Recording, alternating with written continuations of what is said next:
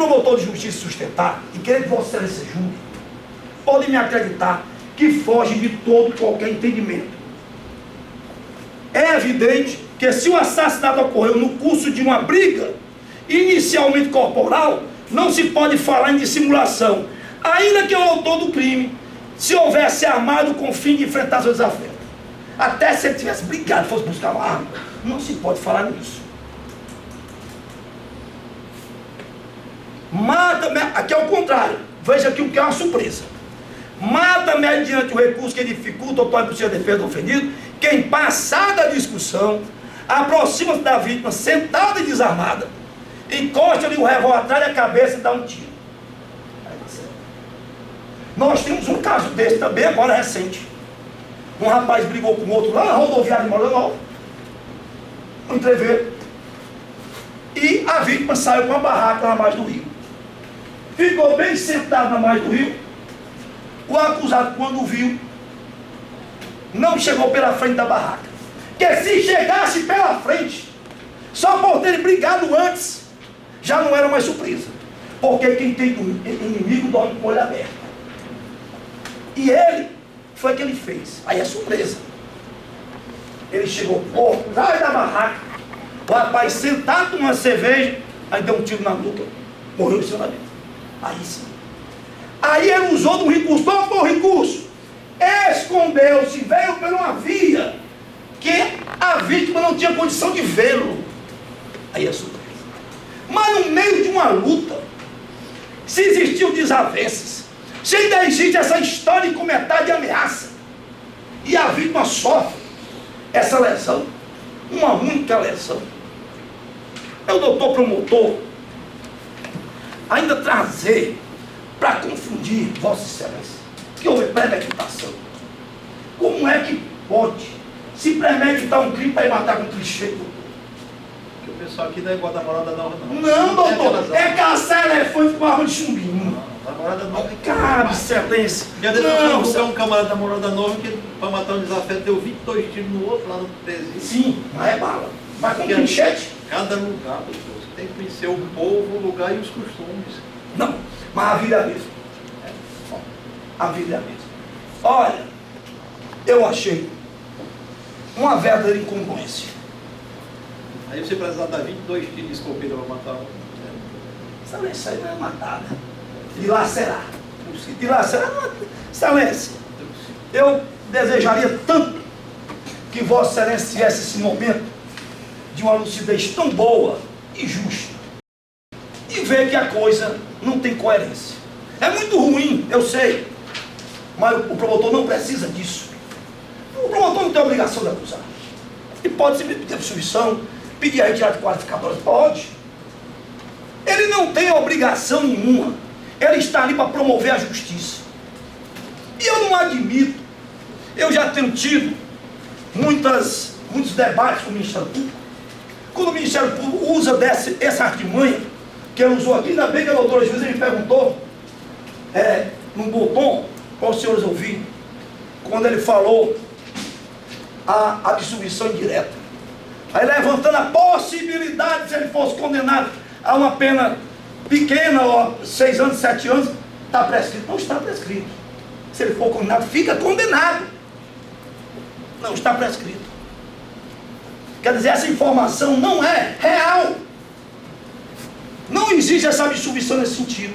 Agora nós não podemos estar aqui nesse tribunal do júri querendo fazer do Fernando boi de piranhas.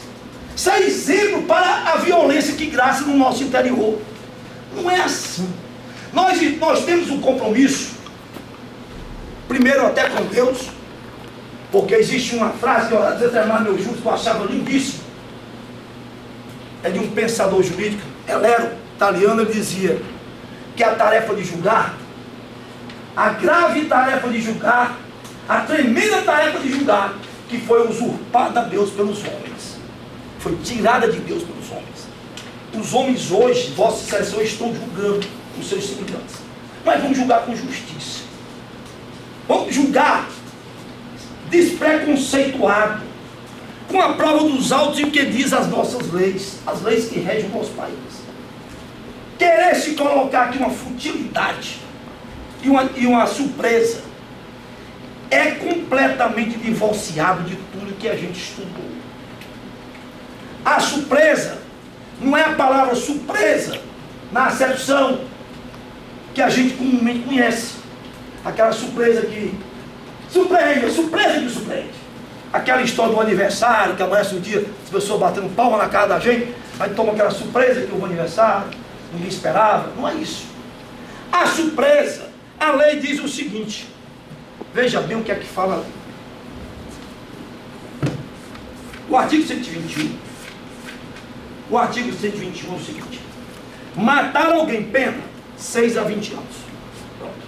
Isso é a base. Homicídio qualificado. Aí ele diz: se o homicídio é cometido para o segundo, aí ele vai dizer outras formas e meios usados que pode agravar o crime. Matar alguém numa briga normal, como aconteceu. Aí, pronto, a pessoa vai ser punida. Aí, vem lá, mediante paga ou promessa de recompensa. É a primeira qualificadora. São pistoleiros, as pessoas que matam por pagar. O crime mercenário, o crime de encomenda, mas não é o nosso caso. Por motivo fútil. Não é um motivo injusto, não querer dizer, foi só por isso que ele matou, não. O motivo de ter havido a morte foi um entreveiro, as brigas que eles estavam correndo. Pronto, mas teve um motivo. Não seria motivo uma banalidade qualquer.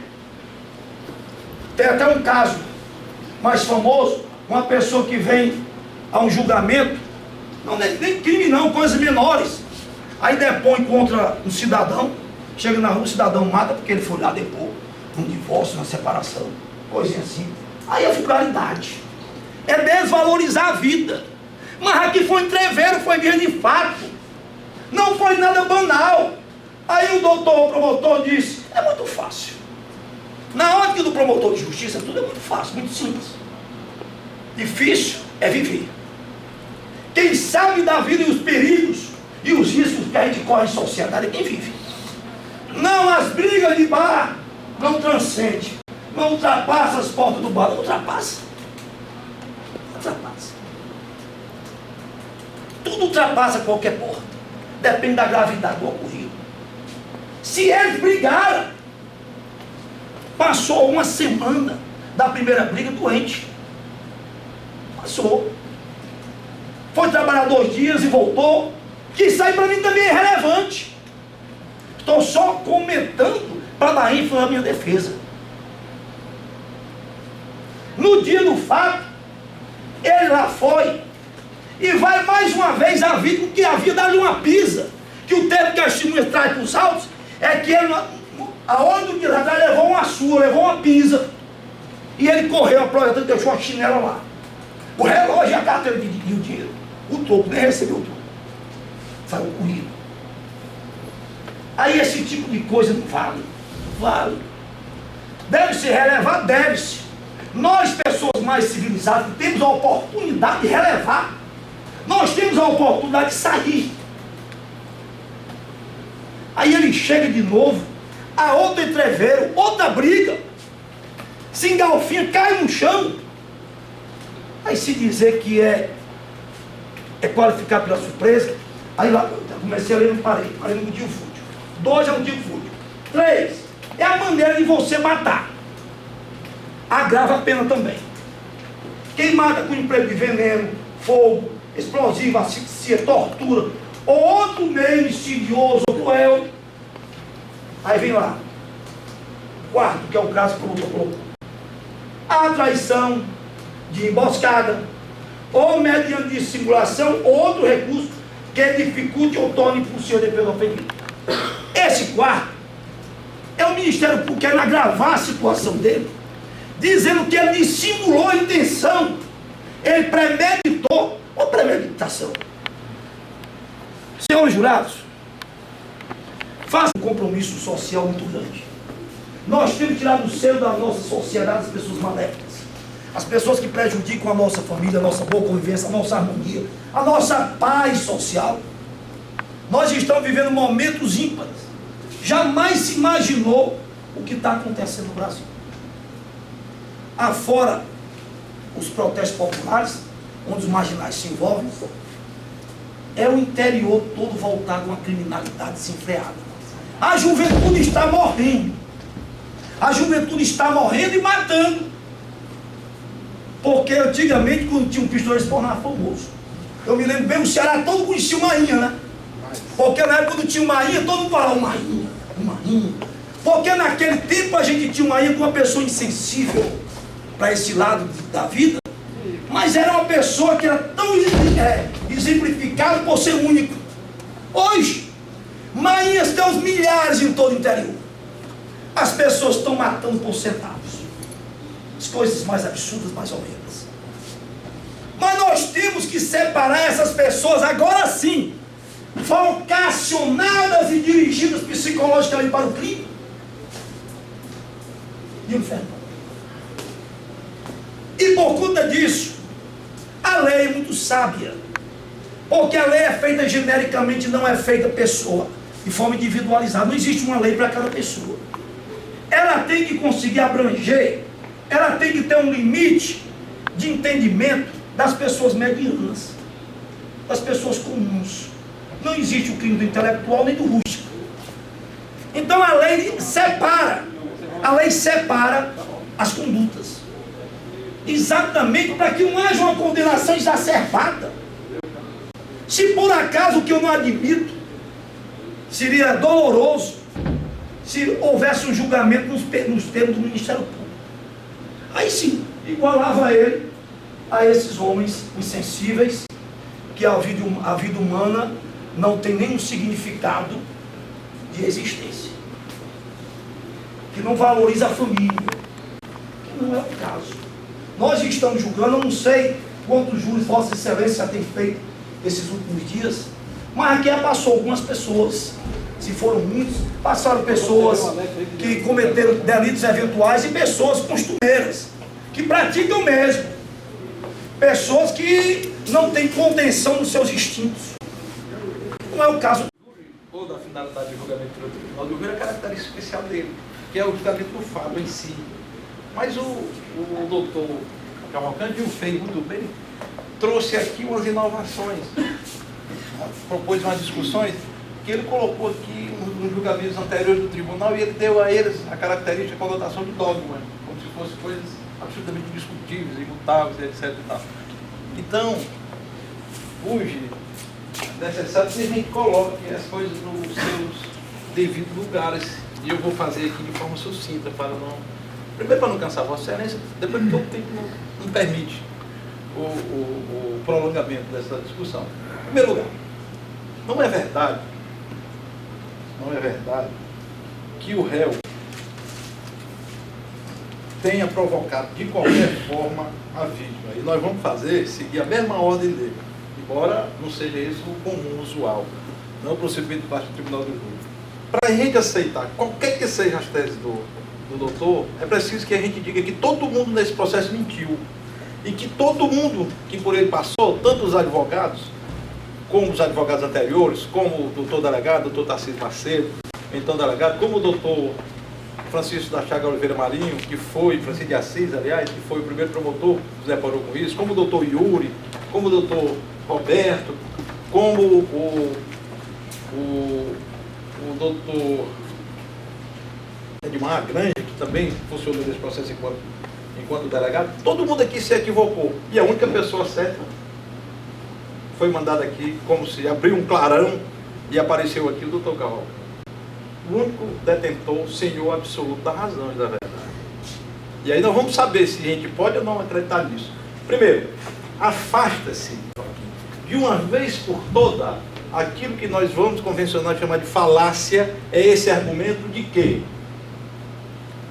o cristiano, tal qual um chefe de gangue, tal qual um gangster, ou o chefe do tráfico do Rio de Janeiro, estabeleceu uma exclusividade naquela localidade onde ele estava residindo.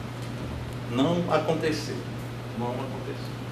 Essa discussão, essas palavras proferidas aqui pelo doutor Cavalcante, que as colocou na boca do réu, na boca da vítima, não existiu. Aquela história do sinal vermelho, pare que o sinal está vermelho para você, nunca existiu. Nunca existiu. Excelência, nunca existiu excelência. Deus afirmar, onde é que tem isso? A palavra dele do seu comparsa, do réu, comprometido com a defesa, contra os primos da vítima. A palavra direta, calma, doutor. A palavra direta do Rangel, que é dono do bar, o Picolé, que é dono do bar, o Rangel, que é seu assistente, o Rangel, que o Rangel, que é o dono do bar, você chega, como é que você pode acreditar na palavra mentirosa do comparsa, que depois foi assassinado em outra briga, tamanha a periculosidade dele, do vendido primo desse cidadão, que foi assassinado no lugar, e ele utiliza essa expressão para obter uma vantagem devida. Como é que foi? Essa testemunha, se é preciso dizer isso aos jurados, testemunha pai da vítima, chega e diz: olha, doutor, a conversa no lugar é que ele, durante o seu trabalho lá na pedreira, anunciou aos quatro ventos que iria se vingar da surra, supostamente por ele, experimentada porque ele teria levado, e ele disse isso. O doutor Roberto, que é juiz de Monte, que é juiz da expressão legítima da palavra, quem foi que disse isso? E aí ele fez referência.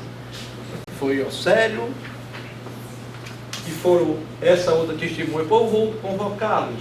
Utilizou como testemunha referida, doutor. A expressão é testemunha referida. Quando chegou, é testemunha referida ou não é? São testemunhas referidas pelo pai. Sim, meu doutor, mas são testemunhas referidas no momento em que o doutor juiz, agora me diga, na conceituação doutrinária, quando, no momento em que o doutor juiz as convocou para depor e que tomou o compromisso delas, ela passou ainda a ser testemunha do pai?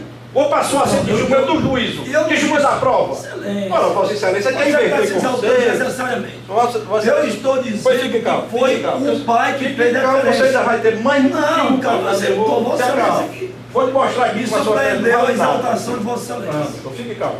Eu imagino quando estiver jogando pistoleiro aqui. Meu Deus do céu, já fui jogando pistoleiro, inclusive na morada nova aqui, você está. Ai, você está.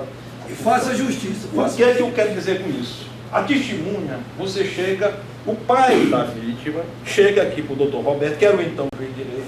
Doutor, soube do lugar, tomei conhecimento do lugar que o réu, depois do entreviro ocorrido lá no bar do Daniel, andou divulgando que iria pegar o meu filho. Muito bem. O doutor Roberto pergunta: quem foi que disse isso? Foi fulano e ciclano. Deu o endereço dele? Manda chamar. Testemunha referida. Chega, toma o compromisso de dizer a verdade e diz aquilo que ele tem conhecimento, por ter tido contato pessoal. Ter tido contato pessoal com o réu que está sendo julgado. Pronto. Simples. Simples demais. Não há o que discutir num assunto desse. O resto é parente, é primo. Não, não é parente, não é primo, não é aderente. Não tem relação nenhuma. Não tem relação nenhuma. São testemunhas que chegaram aqui e prestaram compromisso. Está aqui, uma compromissada. José João Agostinho da Silva, brasileiro, amaziado, filho de tal, aos costumes destinados, compromissado na forma da lei, prometeu dizer a verdade. Se ele é compromissado na forma da lei, ele deixou de ser testemunha, deixou de ser amigo do pai, deixou de ser amigo da vítima, se tornou um cidadão, testemunha da justiça, testemunha do processo, compromissado. E ele disse o que sabia por ouvir da boca do acusado. Por ouvir da boca do acusado. O testemunha está mentindo? Se a testemunha estivesse mentindo, nós não tínhamos a coerência com as palavras dela. Se a testemunha estivesse mentindo, ela chegava aqui com uma versão fantasiosa, que era fácil você identificar o ponto. Mas diga, Joaquim, se uma testemunha diz o seguinte: ele soube através do próprio acusado que ia lhes contar a briga que tiveram com a vítima, que o depoente e os demais, lá no barreiro onde trabalhavam, pediram para deixar isso para lá, já que os dois apanharam. Mas o Fernando, mesmo assim, disse que ia lhes contar que não ouviu falar que o acusado Fernando tivesse ameaçado a família. Ou seja, uma testemunha dessa não tem compromisso com ninguém. Ela quer tão somente porque foi convocada pelo juiz, porque aqui compareceu, porque assumiu o compromisso de ver a verdade, contar o que sabe a respeito do fato. Simples, simples, nada demais, nada demais. Demais. Me veio uma testemunha, Francisco Nascimento do Nascimento. Que parentesco tem ele? Não, pastor, não, eu quero usar a testemunha, por favor. Pois pronto, a testemunha é sua. Pois não é verdade que ela está dizendo? Não é sua. É verdade? É sua. Ela é verdade? É verdade? Claro que é. Ah, é verdade, então não houve comentário de ameaça. Não houve. É verdade, só assim. Vamos quebrar o seu carinho. Deixe você falar. O senhor já falou tanto que não disse. Não, você está no seu roubo que eu não falo. Vamos lá. Muito bom. Francisco Nascimento, lembro do Nascimento. Leitor e pronto. Colega de trabalho, de novo, como eu te disse, assumiu um compromisso de reproduzir toda a cena, todo o cenário. Chama de trabalho, colega de trabalho, está lá, depois da surra, esse cidadão vai trabalhar, chega no ambiente de trabalho, no barreiro, lá no camarada e diz, olha, aconteceu isso comigo, mas vou me ligar, vou matar. Na série, lembro do Nascimento. Quem estava trabalhando lá no local, no barril de areia, quando ouviu o próprio Fernando da Silva querer descontar o burro que ele tinha levado na semana anterior, jurando de morte a vítima cristiana. Quem não ouviu falar que Fernando, após a prática do crime, estava ameaçando os familiares da vítima. Bacana demais. Mas nós estamos julgando aqui a atitude dele, assassinar o cristiano. Nós não estamos aqui trazendo a julgamento a ameaça por ele proferida contra a família da vítima. E mais, não quer dizer... Porque a testemunha na série não ouviu ele, Fernando, ameaçando os familiares, não quer dizer que essa ameaça não existiu, não. O que o Nasser está dizendo é que não ouviu. Que ouviu dele, Fernando, e esse fato é indiscutível, dele, Fernando, foi a palavra de que iria assassinar, que iria se vingar e que iria assassinar o seu desafeto ocasional, que iria assassinar o cristiano, em decorrência da discussão que ele estava no mesmo papo. Esse é o fato, é o que interessa para nós. Aí ele diz, isso evidencia, demonstra que ele não tinha compromisso com a acusação. Ele não tinha nenhum compromisso com a acusação. Tanto que ele diz, eu ouvi dele, e nós tentamos simular, nós tentamos tirar essa ideia da cabeça dele, ele redutível, resoluto, disse que ia matar e matou, na circunstância narrada na denúncia. Tanto que a testemunha não tem nem interesse, ele diz, que não ouviu falar que Fernando, após a prática do crime, estava ameaçando os familiares da vítima. Tudo bem, e daí? Você não ouviu falar, não quer dizer que o fato não existiu, mas isso é irrelevante. Se o Fernando tiver ameaçado, deixar de ameaçar as famílias da vítima depois do crime é irrelevante. Isso aqui é a mesma história do golpe. É a mesma história do golpe. A defesa não tem o que dizer. Não tem o que dizer. O processo lhe é, a prova dos autos lhe é desfavorável. Ela me vem agora com uma história. Trazer histórias paralelas para obter uma vantagem devida. É fato. O crime foi premeditado? Foi. Por quê? Qual é o conceito de crime premeditado? É quando a gente coloca na cabeça a ideia que vai matar uma pessoa, cria a circunstância para matar. E foi isso que ele fez. Pronto. Por quê? Para fechar essa tese, para fechar essa comprovação, isso não é tese, é uma comprovação. Por quê? Se verdade fosse que ele saiu de casa para ir buscar os seus pertences pessoais lá no bar do Daniel, ele não tinha absolutamente nada. Que está 10 horas da noite armado, metido a valentão, que foi assassinado em outra ocasião, em outra briga posterior, tanto que o processo contra ele foi extinto. Ele não tinha nada que ir ao bar do Picolé, porque no bar do Picolé estava a vítima cristiana com seus amigos. Não tinha nada. Então essa história, ele contou uma história linear que não existe, é uma análise. História de hoje. Não existe, é absolutamente louca, deslocada. Uma decisão de sem parte. Então nós fazemos o seguinte, ele partiu de uma premissa falsa. Qual foi a premissa? Que não tinha nada a ver, que tinha ele só sábado à noite, teve uma semana toda, um dia da semana toda, até porque dizer que passou 2 dias sem trabalhar. Não foi. Busquei esses pertences tudo. Deixou para fazer no sábado à noite, 11 horas da noite, na companhia do crime armado armado de trincheiro.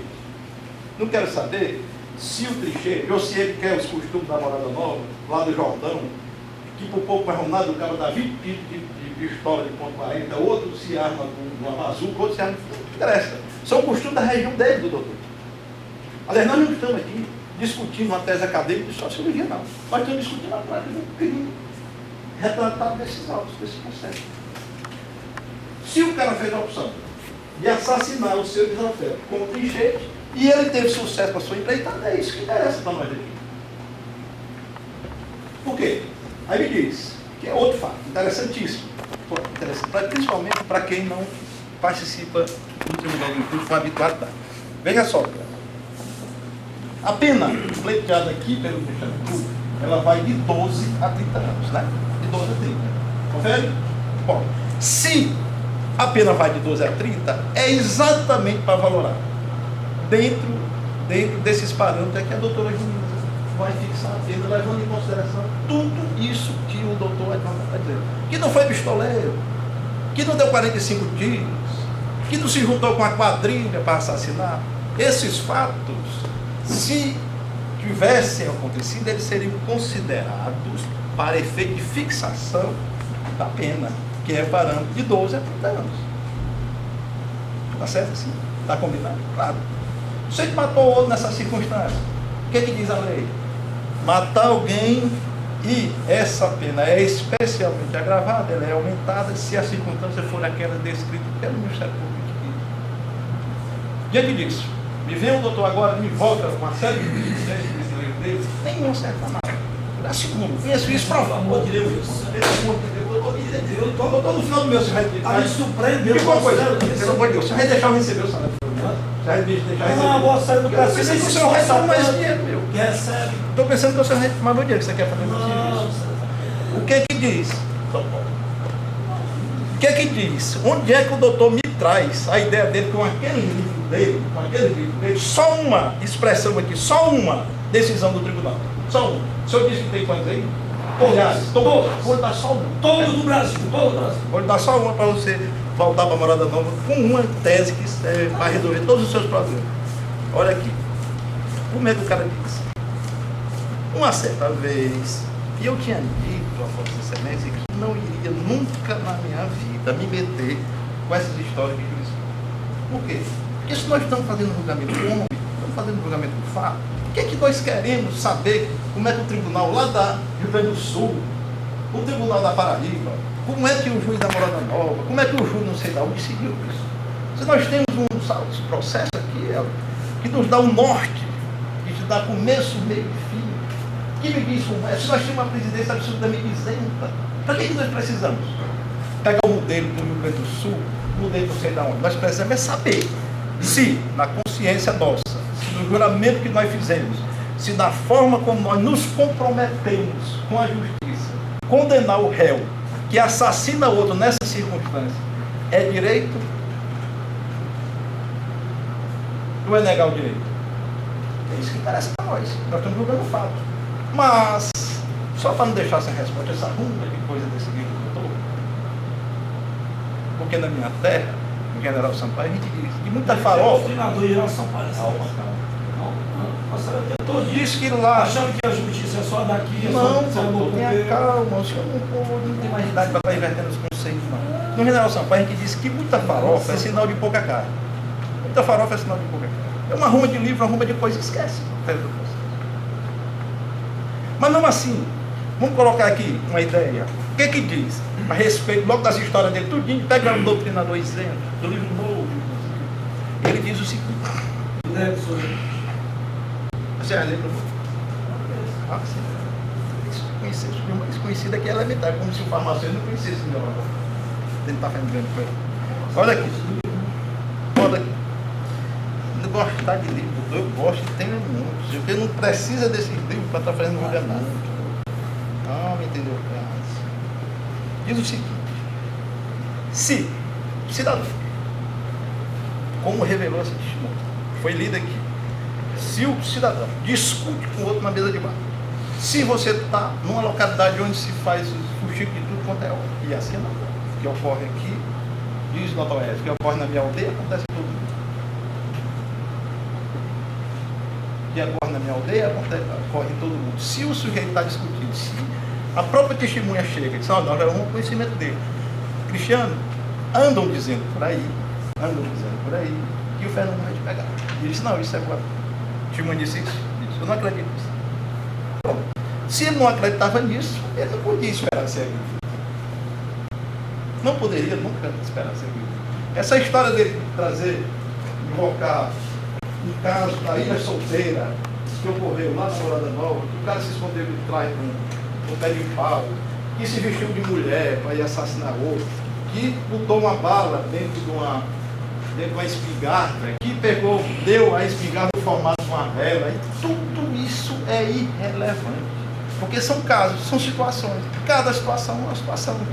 Se o sujeito achou suficiente utilizar um trincheiro, juntar-se ao amigo violento dele, que tanto é que foi assassinado numa outra briga, pouco tempo depois foi assassinado numa outra briga, esse tal de Vinil.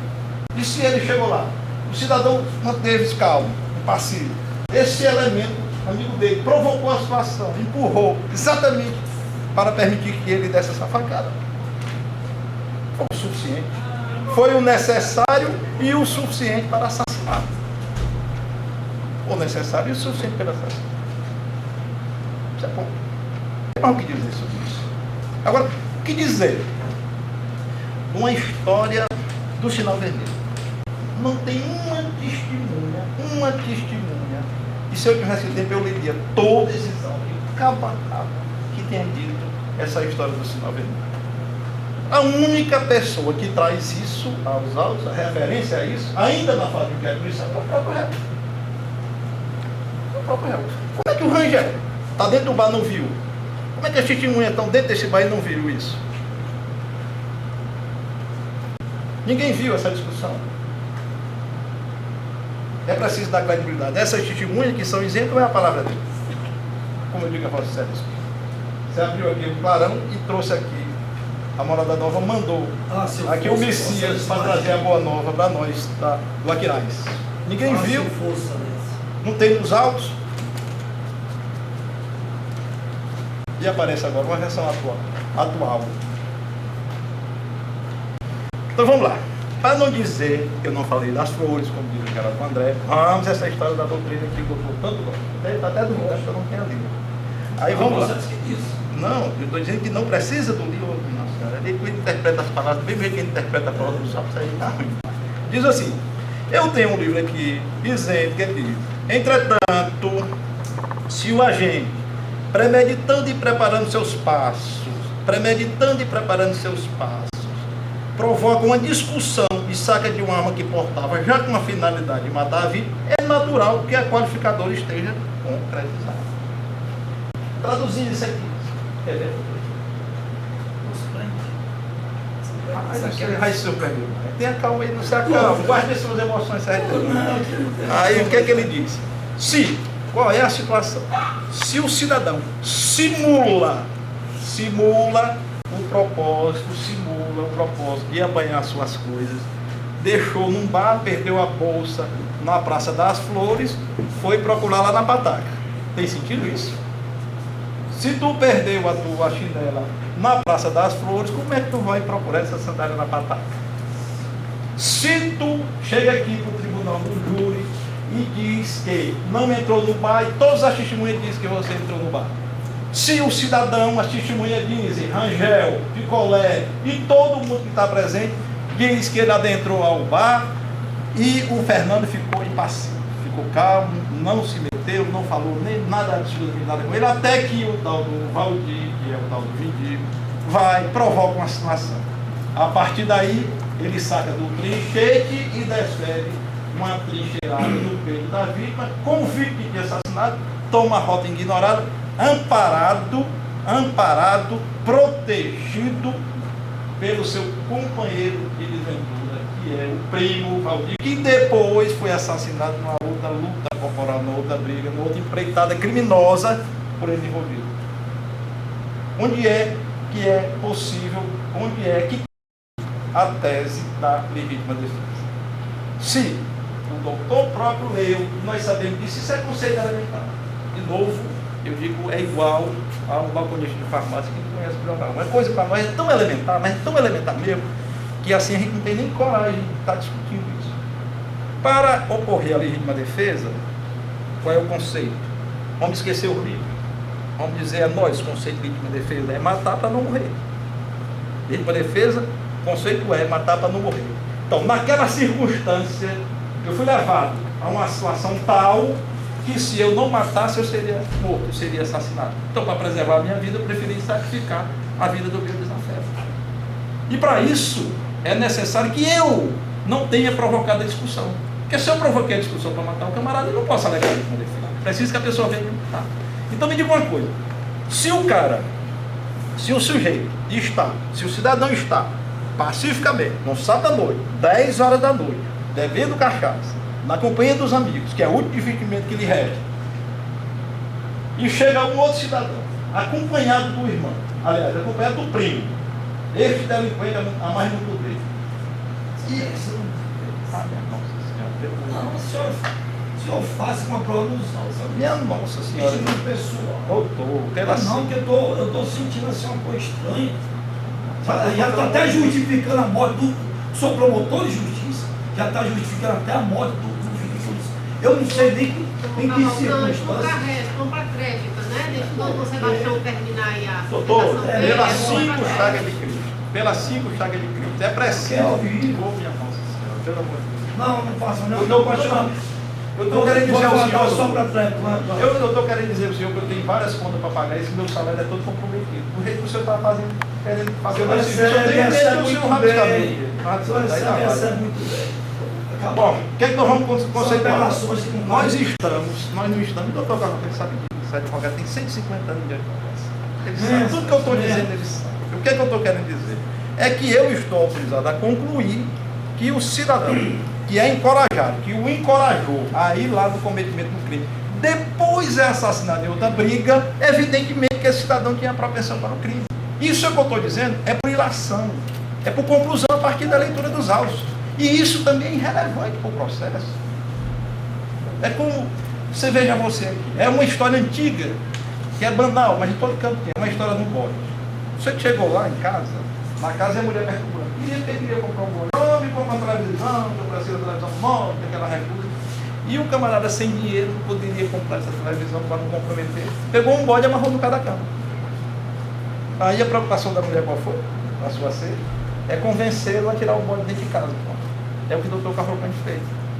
O processo não dá para ele. A prova dos autos é incisiva da condenação. Ele aparece agora com é porque ele não ameaçou a família. É porque a outra era santa. É porque não interessa isso.